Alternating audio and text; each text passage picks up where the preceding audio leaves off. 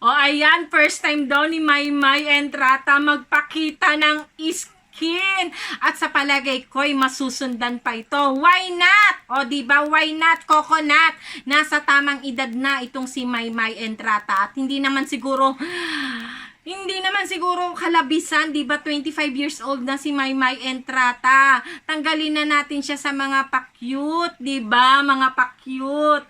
Diligay na natin siya dun sa tamang edad niya. 25 years old na siya, di ba? Kaya dapat, ayan, magpakita na ng skin hanggat ikaw fresh na fresh na fresh, di ba? Char!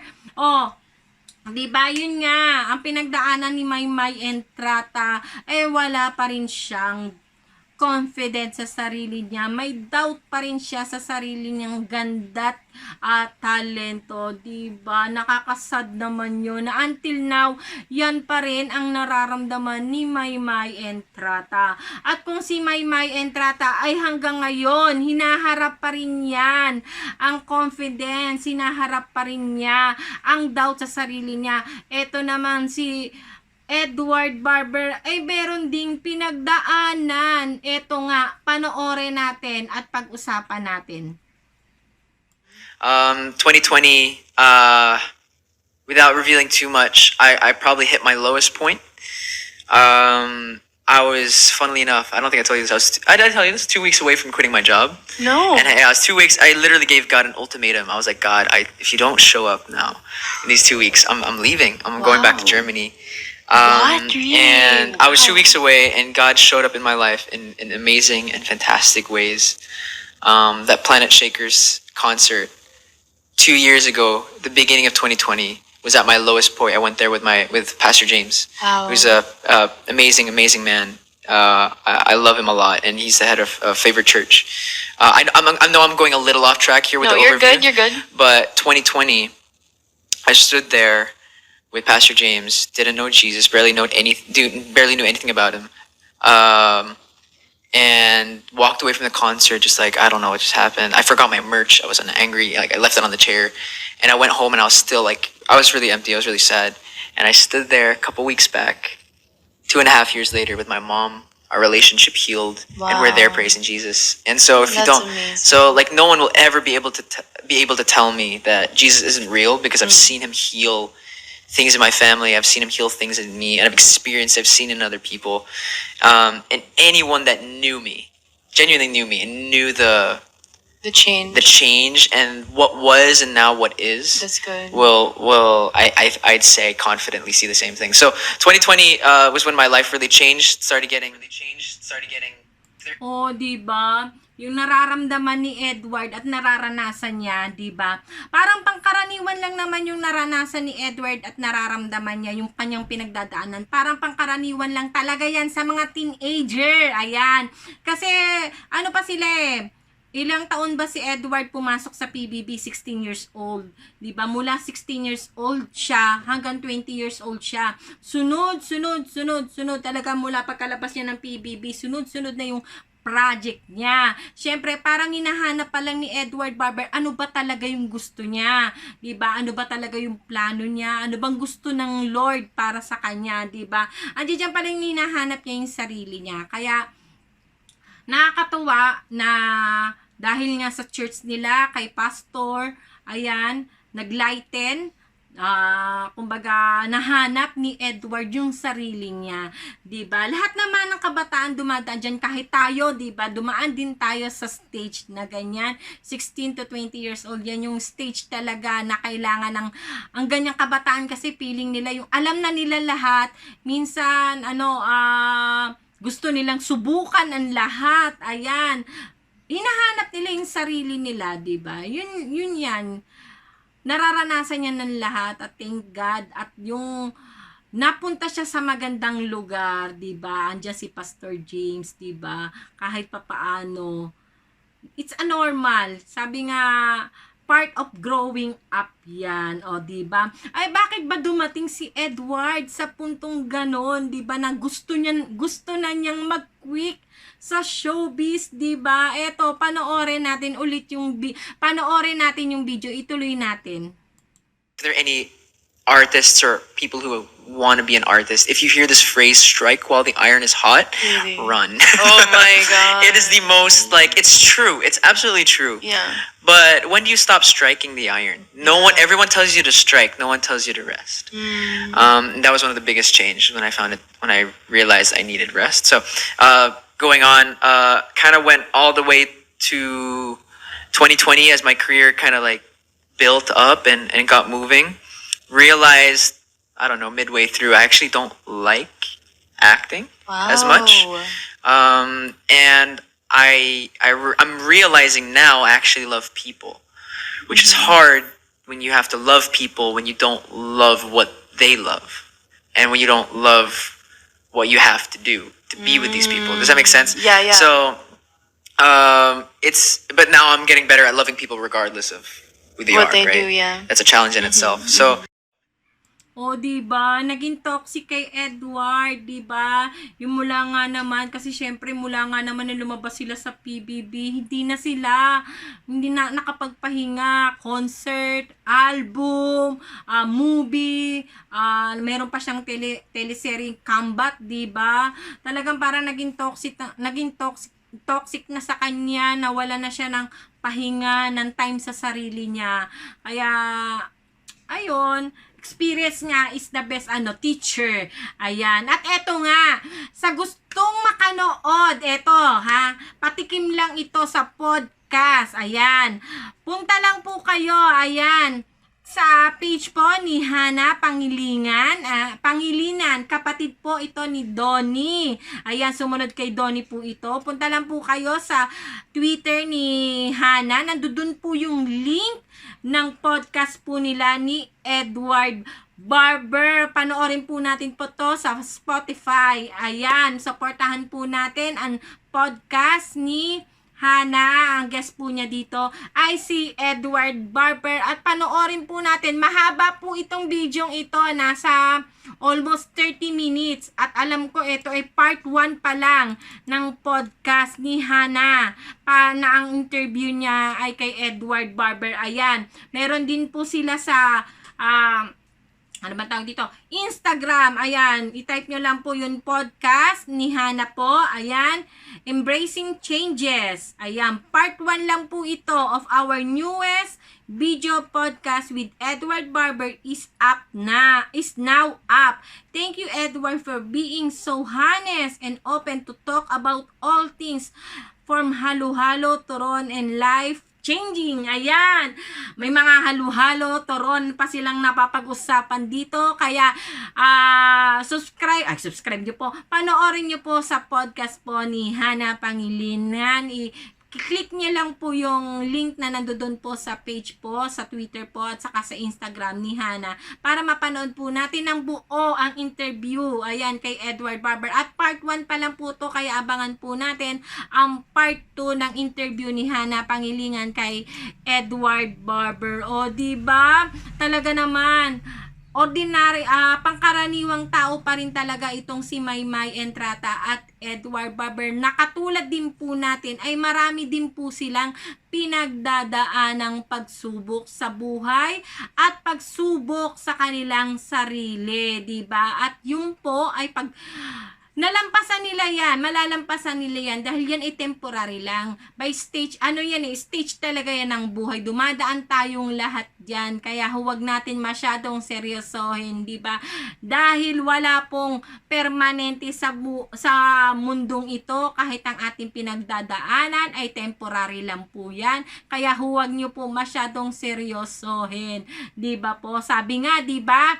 Ito paborito ko talaga to sa Kung Fu Panda, di ba? Sabi doon sa Kung Fu Panda, yesterday is a history, tomorrow is a mystery, today is a gift. Kaya tinatawag itong present, di ba? O paano mga kamarites? O, ayan. Alam ko, inaantay nyo to. Siyempre, magbabasa muna tayo ng ilang mga komento ninyo dito sa aking mga video. Ayan. Komento ni Ninita Paison. Sana wag na tayo mangba sa dalawa dahil okay naman sila. Ay, di naman natin alam kung ano talaga ang totoo sa kanilang dalawa. O, sang-ayon ako sa iyo dyan. Ninita Paison, di ba? Pero, ganun talaga Ninita. Part na yan ng life. Lalo na kung ikaw ay nasa showbiz o nasa politics. Dahil nga lagi ko nga sinasabi, kapag pinasok mo ang show business at politics, ay pag-aari ka na ng lahat, 'di ba? Kung tayo nga mga pribadong tao, ang dami nating basher, what more pa kaya yung mga celebrity at mga politician, 'di ba? Pero maganda rin naman sa mga basher kasi sila rin yung minsan kasi nalilimutan na rin natin yung nasusobrahan na pala tayo, 'di ba? Sila rin yung nagpapa-remind, 'di ba? Kunin na lang natin yung pambabash nila in a good way para meron tayong matutunan, tapos mapanatili natin nakaapak ang ating mga paa sa lupa, 'di ba? Habang tayo ito nakatingala ay manatili pa rin na nakatapak ang ating mga paa sa lupa. Huwag natin sila masyadong pansinin, 'di ba? Kasi the more na pinapansin natin sila, mas nasasayahan sila, mas natutuwa sila sa ganun, at lalo ka pa nilang ibabash ng ibabash, ibubuli ng ibubuli. O, 'di ba? Ito, ayon naman kay Ami Balonso. I love Mayward forever, heart, heart, heart. O, 'di ba? Simple, short, but sweet na komento ni Ami Balonso. O, 'di ba? O, eto. O, naku, napakahabang komento naman ito ni Coyote 80. Ayan, Coyote 80. She's not in Canada. She's not in Canada trying to speculate without even checking facts. Okay. Okay, kalma lang, Coyote 80. Okay. It's her life and her choice. Masyado kayong affected as if kasama ninyo sila 24/7 at alam ninyo nangyayari sa kanila. O, sang-ayon naman ako sa iyo diyan. Coyote 80, 'di ba? Pero wala tayong maggagawa, ganun talaga, 'di ba? Nasa show business sila, marami silang supporter, marami. Yan, eto Coyote, tandaan mo, kapag ang tao ay maraming interesado sa buhay mo, 'di ba? Matuwa ka, malungkot ka kung ang tao ay walang pakialam sa buhay mo, 'di ba? Dapat nga matuwa ka dahil kahit papaano maraming tao ang interesado kay Maymay Entrata kung ano bang nangyayari sa kanya. Dahil magtaka ka kapag ang tao ay wala nang paki sa kanya, ibig sabihin nun hindi na siya nag-i-exist o kaya hindi na siya sikat, di ba? The more na marami nag-iintriga sa kanya, the more na marami nag-i-speculate. Ayan, Diyos ko, ang dila ng lola ninyo. Hindi ko talaga mother tongue ang pag-i-English, pero naiintindihan ko naman yan. Hirap lang talaga ang lola ninyo sa English dahil ang aking mother tongue ay Tagalog. Okay? Oh. The more na marami nag-iisip, diba? Ayan, wag na nga natin English na nahihirapan ako kanina pa. Okay. The more na marami nag-iisip kung anong nangyayari kay Maymay Entrata, matuwa po tayo dyan. Dahil ibig sabihin ay marami pa rin supporter si Maymay Entrata at maraming taong interesado pa rin sa buhay o nagaganap kay Maymay Entrata. Malungkot po tayo kapag wala na pong gumagawa nun. Ibig sabihin ang tao hindi na interesado sa kanya. Ibig sabihin ang tao hindi na siya sikat kasi wala nang taong interesado sa buhay niya o nagaganap sa buhay niya. Kaya dapat, Coyote, kahit papaano matuwa ka na may mga taong interesado pa rin kay Maymay Entrata. Okay? O eto, ituloy natin ang napakahabang komento ni Coyote 80. Ayan, Edward didn't even clear his name while he was the one who had the issue. So why judge Maymay if she got a new boyfriend? And remember, she took acting lesson in Canada. So if she meet her boyfriend there, anong problema ninyo? Why don't you people ask Edward, why did he stop courting Maymay after his issue came out, whether it's true or not? Only the two of them know what really happened. So just be happy that they were still friends and have worked together and respect their decision. Di naman kayo nagpapakain sa kanila, but instead you're earning from them by making vlog out of them. So be careful with all your assumption. Ito'y ayon kay Coyote 80. Okay ka na ba, Coyote 80? Lumuwag na ba ang pakiramdam mo? Nailabas mo na ba lahat ng hinanakit mo sa mundo? Naway okay ka na ngayon, di ba, Coyote? Dahil sa napakahaba ng iyong komento, siguro naman ay okay ka na.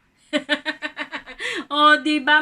Ayaw mo nang nanguhusga, ayaw mo nang pero eto si Edward, hinuhusgahan mo, di ba? Sino may sabi naman sa iyo huminto si Edward Barber ng pagko-court kay Maymay Entrata?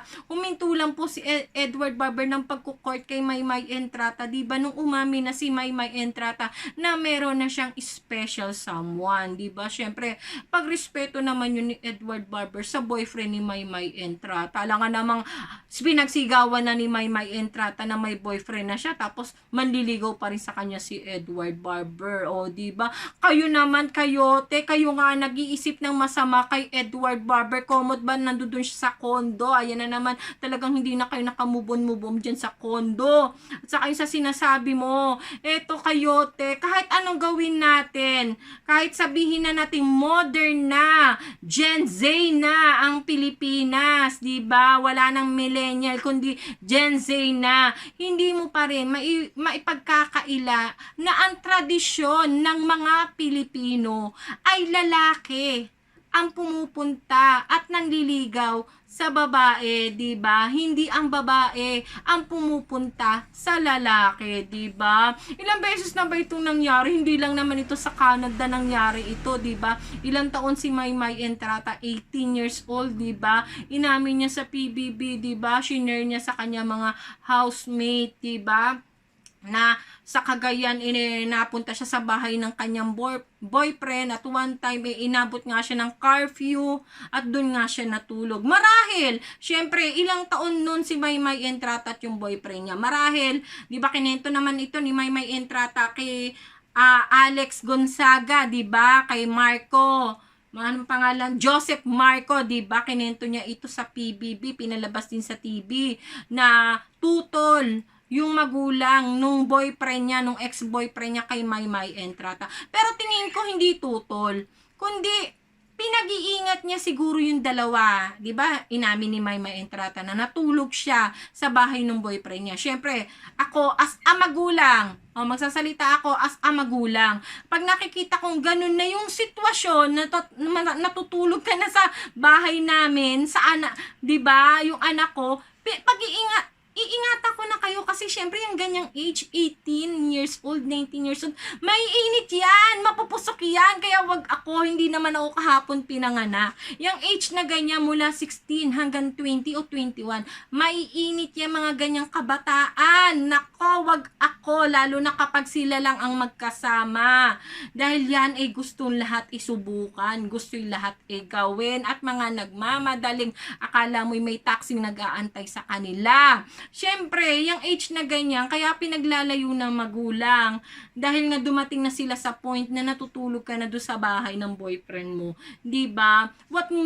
Paano kung lumampas kayo sa point, kung mabuntis ka ng anak ko sa edad nyong yan, 'di ba? Anong ipapakain sa iyo ng anak ko kung pareho pa kayong nag-aaral? Siguro yun lang. Na misunderstood lang siguro ng dalawang bata kung bakit ayaw sa kanya o bakit sila pinaglalayo ng magulang ng ex-boyfriend ni Maymay. Yun is sa akin ako I speak to my own experience at saka I speak bilang isang magulang na merong mga teenager din na mga anak. Ganyan lang yan kasi dumating nga nandun ka na natutulog. Syempre kakabahan na yung magulang. Paano kung mabuntis ito ng anak ko? O 'di ba? paano kung mabuntis ito ng anak ko? O, paano ito papakainin? Paano ito bubuhayin? Diba? Kung pareho pa kayo nag-aaral at pareho pa kayong bata. Yun lang naman yan, Kayote. Ayan, dahil napakahaba ng iyong komento, ay napakahaba din ng aking explanation. O, diba? Pero maraming salamat, Kayote 80, sa iyong pag-share ng iyong hinanaing saloobin at opinion, at naiintindihan kita at nirerespeto kita, Kayote 80. Pero tandaan mo, hanggat ang tao, ang mga casual viewer ay iniintriga, ginagawa ng kwento si Maymay Entrata, huwag kayong magagalit. Ibig sabihin niya ng tao ay interesado pa rin sa kanya. Magalit kayo, magtaka kayo kapag ang tao ay wala nang pakialam kay Maymay Entrata. Kahit anong gawin niya ay wala nang pakialam sa kanya ang tao. Ibig sabihin nun, hindi na siya sikat. Diba? Doon kayo matakot, doon kayo malungkot. At eto naman, tungkol naman ito sa pagbablog ko. O diba, walang masama po sa pagbablog ko. Kung kumita man po ako dito, pinaghihirapan ko po ito. Magbablog ako ng 30 minutes. No electric pan. Nakikita nyo naman po siguro ang pawis ko. No electric pan para po clear ang aking video, ang aking pagsasalita. After ko po mag-vlog ng 30 minutes, mag-i-edit po ako. I-edit ko po yan. Marami tayong ikakat dyan. Ganyan po ang trabaho ng mga vlogger. I-edit nyo po iyan. Ang pag-i-edit po, tumatagal po iyan ng 2 to 6 hours kada isang video. Kung mapapansin po ninyo dito sa vlog ko, dati-dati, ang aking vlog, hindi nyo po ako nakikita dito. Nag-upload lang po ako ng mga video na galing po sa ibang mga celebrity, galing sa YouTube ni Maymay, galing sa YouTube ni Edward, sa mga guesting nila, sa mga show nila. Ina-upload ko na direkta rito. Wala akong pakialam. Yan, upload ko dyan. Pero nung ako'y kumikita na, at napapansin ko na yung mga video ni Maymay Entrata at ni Edward Barber, ay mas mataas pa ang view nung video ko rito, kaysa doon sa original na video. Kung mapapansin nyo, wala na rin dito yung mga vlog ni Maymay Entrata, na dinilit niya doon sa YouTube niya. Dinilit ko na rin dito sa YouTube ko. Diba? Para doon kayo manood, di ba? Dati na-upload ko lahat dito, walang pakialam. Ngayon kung kumikita na ako, para nakaka-guilty. Gusto ko paghirapan. Ayan, paghirapan natin. Kung meron man tayong kinikita rito, paghirapan natin, di ba? Yun ang maganda para na-appreciate mo. Dahil pinaghirapan mo yung isang bagay, na-appreciate mo yung kinita mo rito. At ito ang kinita ko na akala nyo naman po ay milyon-milyon. Ayan. Ayan lang po ang kinikita ni Lola Josepa ninyo. Sa loob po iyan ng isang buwan. O take note, isang buwan po iyan. Ilang video po ang ginawa ko. Na kada isang video po ay tumatagal po iyan ng 5 hours to 6 hours na pag-i-edit. Diba? Parang deserving ko rin naman po, diba? Dahil hindi naman po ako umupo lang dito at nagbilang na ng pera. Pinaghihirapan po iyan. Diba? Marangal ko po at pinaghirapan ko po ang kinikita ko po rito at hindi po ako nanloko ng tao o ninakaw ko ito sa tao. Diba? Yung opinion ko naman po rito, yung binablog ko naman po rito, Kayote, ay hindi ko naman po pinipilit sa inyo. Ito yung lagi ko sinasabi, opinion ko po ito, at hindi ko ipipilit sa inyo, 'di ba? Nasa sa inyo po 'iyon. O, ayun lang. Basta ang aking video at ang aking pagbablog, ayan, hangga't mayroong sumusuporta, ayan, at naniniwala kay Maymay Entrata, kay Edward Barber, lalo na sa Mayward, ay ipagpapatuloy po natin ang pagbablog. Ayan, mananatili po muna tayo kay Maymay Entrata, Edward Barber, at sa Mayward. Sa kanila lang po muna tayo magpo-focus. Diba? Josepa, anong latest? Dapat nga, iba't iba. Kung ano yung trending, dapat yun ang pinag-uusapan natin dito sa aking vlog. Pero hindi. Nagdi-decide ako na mag-focus sa dalawang bata, kay Maymay at kay Edward, dahil love ko po ang dalawang batang to. At hanggat love ko po sila, mananatili po ito na exclusive. Ayan, exclusive muna kay Maymay, kay Edward, at sa Mayward. O, diba? O, siya. Masyado na mahaba ang aking explanation. Kayote 80, sa mga hindi pa nakasubscribe dyan, at gusto na lagi kayong updated kay Maymay Entrata at Edward Barber o sa Mayward, ay huwag nyo pong kalimutang mag-subscribe. I-click ang bell button para lagi po kayong updated sa mga latest video ko at sa mga nananatiling nakasubscribe po dito sa aking YouTube channel mula umpisa hanggang ngayon. Maraming salamat po sa pananatili po ninyong pagsuporta sa aking YouTube channel at huwag nyo po kalimutang mag-comment para atin po iyong pag-uusapan sa aking mga susunod na video. O paano mga kamarites? Masyado na mahaba ang video ito. Basang-basa na po ng pawis ang lola ninyo. Hanggang sa susunod na update dito kina Maymay Entrata at Edward Barber na mas kilala natin sa tambalang Mayward. Ako po si Josepa. Hanggang sa muli. Paalam!